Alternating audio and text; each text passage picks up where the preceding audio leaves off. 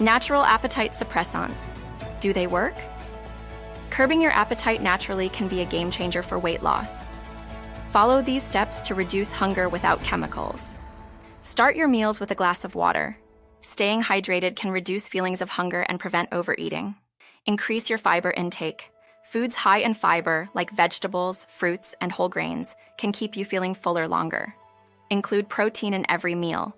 Protein-rich foods such as chicken, fish, legumes, and nuts help you feel satiated. Leverage the power of healthy fats from avocados, olive oil, and nuts, which can delay stomach emptying and increase satiety. Practice mindful eating.